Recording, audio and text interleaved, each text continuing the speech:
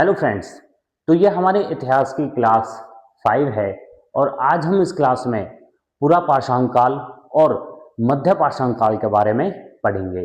जैसा हमने अपनी 4th क्लास में पूरा पाषाण काल के बारे में पढ़ा था कि कैसे पूरा पाषाण काल को 3 भागों में विभाजित कर दिया जाता है, जो है आपके निम्न पूरा पाषाण काल, मध्य पूरा पाषाण काल और उच्च पूरा पाषाण काल। पूरा पाषाण काल को पैलियोलिथिक पीरियड कहा जाता है। मध्य पाषाण काल को मीसोलिथिक पीरियड भी कहा जाता है। तो हमारा जो निम्न पूरा पाषाण काल था, तो उसको हम आगे करते हैं। निम्न पूरा पाषाण काल में जो औजारों के प्रयोग करता थे, जो उन औजारों का प्रयोग करते थे, उनको हम होमो इरेक्टस भी कहते हैं। मतलब निम्न पूरा पाषाण काल में औजारों का प्रयोग करने वालों को होमो इरेक्टस भी कहा जाता है। और ये जो औजार थे, ये औजार बनते थे आपके क्वार्टजाइट पत्थर से, और इन औजारों में से थे आपके क्लीवर्स। उसके बाद आता है कि मध्य प्रदेश की भीमबेटका, मध्य प्रदेश की भीमबेटका की जो गुफाएं हैं, उन गुफाओं से औजार प्राप्त हुए थे। और ये औजार लगभग 1 लाख वर्ष ईसा पूर्व के बताए जाते हैं। उसके बाद आता है कि मानव की खोपड़ी सर्वप्रथम कहां पे प्राप्त हुई थी, कहां पे मिली थी। तो मानव की खोपड़ी सबसे पहले मध्य प्रदेश के हथनौर जिले के पास नर्मदा घाटी के तट पर मिली थी। नर्मदा घाटी के तट पर मध्य प्रदेश के हथनौर जिले के पास मानव की खोपड़ी के अवशेष मिले थे। फिर आता है कि जो ये निम्न पुरा पाषाण काल है, निम्न पुरा पाषाण काल को अन्य नामों से भी जाना जाता है, जो हैं आपके निम्न पुरा पाषाण काल को शल्क संस्कृति के नाम से भी जाना जाता है। निम्न पुरा पाषाण काल को सोहन घाटी के नाम से भी जाना जाता है। निम्न पुरा पाषाण काल को सोहन संस्कृति के नाम से भी जाना जाता है, जो आपकी पाकिस्तान में है। निम्न पुरा पाषाण काल को बेलन घाटी व बेलन संस्कृति के नाम से भी जाना जाता है। बेलन घाटी आपकी उत्तर प्रदेश के मिर्जापुर में है, और बेलन घाटी से ही आपके पशुओं के अवशेष प्राप्त हुए थे। और निम्न पुरा पाषाण काल को ही चापर चापिंग संस्कृति के नाम से भी जाना जाता है। फिर आता है आपका मध्य पुरा पाषाण काल, और मध्य पुरा पाषाण काल के जो टाइम पीरियड बताया जाता है, वो है आपका 50,000 से 40,000 ईसा पूर्व। निम्न पुरा पाषाण काल में क्वार्टजाइट के पत्थरों के औजार बनाए जाते थे, परंतु मध्य पुरा पाषाण काल में क्वार्टजाइट के पत्थरों के स्थान पर आपके जैस्पर, चर्ट, फिलिट पत्थरों के प्रयोग होने लगा था। मतलब निम्न पुरा पाषाण काल में क्वार्टजाइट के पत्थरों से औजार बनाए जाते थे, परंतु मध्य पुरा पाषाण काल में क्वार्टजाइट के पत्थरों के स्थान पर जैस्पर, चर्ट, फिलिट पत्थरों प्रयोग होने लगे थे। उसके बाद आता है कि फलक, एक फलक उपकरण था, और ये फलक उपकरण का मेन कार्य था पत्थरों को काटना। फलक उपकरण से पत्थर काटे जाते थे और उन्हें एक अलग प्रकार के औजारों में तैयार किया जाता था। फलक उपकरण की ज्यादा प्रधानता के कारण ही निम्न पुरा पाषाण काल को फलक संस्कृति भी कहा जाता है। उसके बाद औजार कि मध्य पुरा पाषाण काल में औजार कौन कौन से थे, उन औजारों के नाम हैं आपके फलक औजार, बैगनी औजार, छेदनी औजार और खुरचनी औजार। पुरा पाषाण काल में कुत्ते जानवर थे और श्रृंगार साधने का प्रयोग होता था। उसके बाद आता है कि मध्य पुरा पाषाण काल में कुछ स्थल थे, जहां से आपके मध्य पुरा पाषाण काल के अवशेष या जानकारियां प्राप्त होती हैं, जो है आपकी सोन घाटी, सोन घाटी से आपके मध्य पुरा पाषाण काल के जानकारी प्राप्त होती है। फिर है आपकी बेलन घाटी, फिर है आपकी नर्मदा घाटी और फिर है आपकी तुंगभद्रा घाटी। उसके बाद आता है कि पुरा पाषाण काल में महाराष्ट्र में नेवासा के निकट चिरखी स्थान में हस्तकुलाढ़ी औजार मिला था, खुरचनी औजार मिला था, बेधक औजार पाए गए थे। दोबारा देखिए, पुरा पाषाण काल में महाराष्ट्र में नेवासा के निकट चिरखी में कुछ औजार पाए गए थे। वो औजार हैं आपके हस्तकुलाढ़ी, खुरचनी और बेधक। उसके बाद आता है आपका उच्च पुरा पाषाण काल, और उच्च पुरा पाषाण काल का जो टाइम पीरियड बताया जाता है वो है आपका 40,000 ईसा पूर्व से 12,000 ईसा पूर्व। उसके बाद इसके जो औजार थे उच्च पुरा पाषाण काल के, इस काल के जो औजार थे वो थे आपके ब्लेड की तरह पतले और धारयुक्त होते थे। जैसे ब्लेड होता है पतला और धार वाला, वैसे ही इस काल के औजार होते थे। और इस काल में दो विशेषताएं हुई थी, जो थी आपकी चकमक उद्योग की स्थापना। चकमक उद्योग की स्थापना आपकी उच्च पुरा पाषाण काल में हुई थी। फिर दूसरा आता है आपका आधुनिक मानव।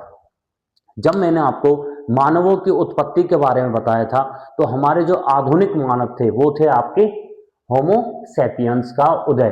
तो होमो सैपियंस का उदय आपका उच्च पुरा पाषाण काल में ही माना जाता है। फिर आता है कि उच्च पुरा पाषाण काल को शल्क फलक संस्कृति भी कहते हैं। और उच्च पुरा पाषाण काल की जो जानकारी मिलती है वो आपके कुछ स्थलों से मिलती है, जो हैं आपके बेलन घाटी, छोटा नागपुर पठार, मध्य भारत, गुजरात, महाराष्ट्र, कर्नाटक और आंध्र प्रदेश। इन स्थानों से या इन स्थलों से आपके उच्च पुरा पाषाण काल की जानकारी प्राप्त होती है। उसके बाद आता है हमारा सेकंड। हमने अपना पहला पार्ट पढ़ लिया है, जो पहला जो भाग है जो है हमारा पुरा पाषाण काल, और पुरा पाषाण काल के आपके तीन भाग थे, निम्न पुरा पाषाण काल, मध्य पुरा पाषाण काल और उच्च पुरा पाषाण काल। अब आता है हमारा सेकंड पार्ट, जो है आपका मध्य पुरा पाषाण काल, जिसे हम मेसोलिथिक पीरियड भी कहते हैं। और इसका काल बताया जाता है आपका 12,000 ईसा पूर्व से 10,000 ईसा पूर्व। और इसकी मध्य पाषाण काल मेसोलिथिक की जो जानकारी मिलती है वो मिलती है हमें विंध्याचल क्षेत्र, जो आपके विंध्याचल क्षेत्र है। विंध्याचल क्षेत्र से लघु पाषाण उपकार खोजे गए थे। मतलब विंध्याचल क्षेत्र से लघु पाषाण उपकार मतलब छोटे छोटे जो हथियार थे, जो औजार थे, वो मिले थे आपके, और उनके मिलने से ही मध्य पाषाण काल की खोज हुई थी। और ये खोज आपकी 1867 में C.L. कार्लइल ने करी थी।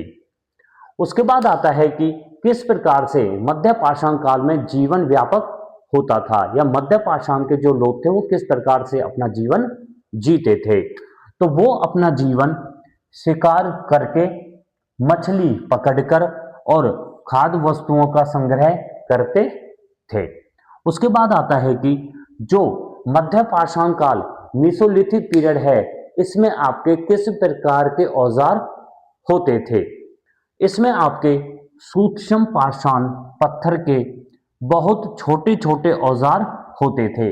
मतलब छोटे छोटे औजार होते थे, और उन छोटे छोटे औजारों को बोला जाता था आपका माइक्रोलिथ। माइक्रोलिथ आपके, ये पूछा जाएगा कि माइक्रोलिथ औजार आपके कौन से युग से या कौन से काल से संबंधित हैं, तो वो है आपके मध्य पाषाण काल मेसोलिथिक पीरियड से संबंधित हैं। फिर आता है कि ये जो औजार थे ये प्रमुख हैं आपके, कौन कौन से औजार थे। तो आपके क्रोड, ब्लेड, पॉइंट, त्रिकोण, ये आपके कुछ प्रमुख औजार थे। उसके बाद आता है कि मध्य पाषाण काल की जानकारी आपको किन किन राज्यों में और उन राज्यों में कौन कौन से ऐसे स्थल हैं जहां से आप मध्य पाषाण काल की जानकारी प्राप्त होती है। तो मध्य प्रदेश में सबसे पहले है हमारा मध्य प्रदेश राज्य, और मध्य प्रदेश में आपके कुछ ऐसे स्थान हैं जहां से हमें मध्य पाषाण काल की जानकारी प्राप्त होती है। जैसे है आपका आदमगढ़, और आदमगढ़ से आग का प्रयोग आपके अवशेष पाए गए थे, और पशुपालन की शुरुआत भी आपकी आदमगढ़ से होती है। फिर आता है भीमबेटका। भीमबेटका से आपके औजार पाए गए थे, और चित्रकला के अवशेष भी आपके भीमबेटका से पाए गए थे। फिर आता है आपका बघोर। बघोर से आपके मकान बनाने के साक्ष्य पाए गए थे। दोबारा देखिए, मध्य प्रदेश में आपके आदमगढ़ से आग के प्रयोग के साक्ष्य पाए गए थे, और पशुपालन की शुरुआत भी आपकी आदमगढ़ से बताई जाती है। फिर आते हैं आपके भीमबेटका, और भीमबेटका से आपके औजार प्राप्त हुए थे, और चित्रकला के अवशेष भी आपके भीमबेटका से पाए जाते हैं। फिर आती है आपकी बघोर। बघोर से आपके घर बनाने के साक्ष्य पाए गए थे। फिर आता है आपका राजस्थान, और राजस्थान में आपका बागोर। बागोर स्थल है, बागोर स्थल आपका भीलवाड़ा जिले में आपका बागोर स्थल है, और इधर ही आपके पशुपालन के अवशेष पाए गए थे, और मकान बनाने के साक्ष्य भी आपके बागोर से ही मिलते हैं। और ये बागोर जो है, बागोर आपका कोठारी नदी के तट पर मध्य पाषाण काल का सबसे बड़ा स्थल माना जाता है, और इसकी खोज करी थी आपकी B.N. मिश्र ने 1968 में। दोबारा देखिए, जो आपका बागोर है, बागोर आपका राजस्थान पे भीलवाड़ा जिले में पड़ता है, और बागोर से ही आपके पशुपालन और मकान बनाने के साक्ष्य प्राप्त हुए थे। और बागोर स्थल आपका कोठारी नदी के तट पर मध्य पाषाण का सबसे बड़ा स्थल है, और इसकी जो खोज हुई थी वो आपकी 1968 में B.N. मिश्र ने करी थी। फिर आता है आपका उत्तर प्रदेश, और उत्तर प्रदेश में आपका पहला स्थल है महादहा और अहदहा। महादहा और अहदहा, ये आपके इन स्थलों पर आपके हड्डी व सींग के अवशेष मिले थे, हड्डी व सींग के अवशेष प्राप्त हुए थे। फिर आता है आपका सराय नाहर राय। सराय नाहर राय में आपके मानव कंकाल के अवशेष मिले थे सर्वप्रथम, मतलब सबसे पहले आपके मानव कंकाल के जो अवशेष मिले थे वो मिले थे आपके सराय नाहर राय में। और ये मानव कंकाल के जो अवशेष मिले थे, इनके जो सिर था, उस कंकाल का जो सिर था वो था आपका पश्चिम दिशा में, और उसके जो पैर थे वो थे आपके पूर्व दिशा में। फिर आता है आपका बिहार, और बिहार से आपका स्थल मिला था पायसरा। फिर आता है बगही खोर। बगही खोर से आपके कुछ उपकरण पाए गए थे, और हस्त निर्मित मृत भांड भी पाया गया था, और पालतू जानवर के साक्ष्य पाए गए थे। और पालतू जानवर आपका सबसे पहले पालतू जानवर किसे बनाया गया था? आपके कुत्ते को पालतू जानवर बनाया गया था मध्य पाषाण काल में ही। उसके बाद आता है कि आपके तमिलनाडु में कुछ बालू के टीले थे। तमिलनाडु में कुछ बालू के टीले थे जिन्हें इस काल में तेरी के नाम से जाना जाता था। फिर आता है आपका चेपानी मांडो, चोपानी मांडो, और चोपानी मांडो में विश्व में मिट्टी के बर्तन का प्राचीनतम साक्ष्य मिले थे। मिट्टी के बर्तन के सबसे प्राचीनतम साक्ष्य विश्व में कहाँ पे मिले थे? आपके चोपानी मांडो में। फिर आता है कि इसी युग में, इसी काल में, मध्य पाषाण काल में आपके आग का प्रयोग करने लगे थे। फिर आता है गुजरात।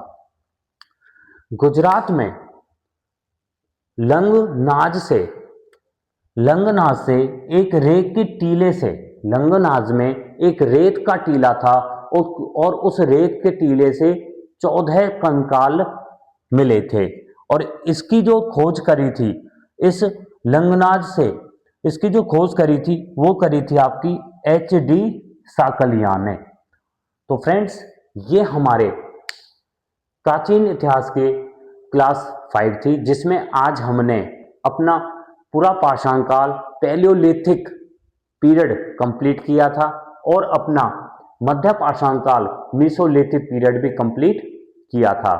हम अपनी नेक्स्ट वीडियो में लियोलिथिक पीरियड, नव पाषाण काल को करेंगे। Thank you.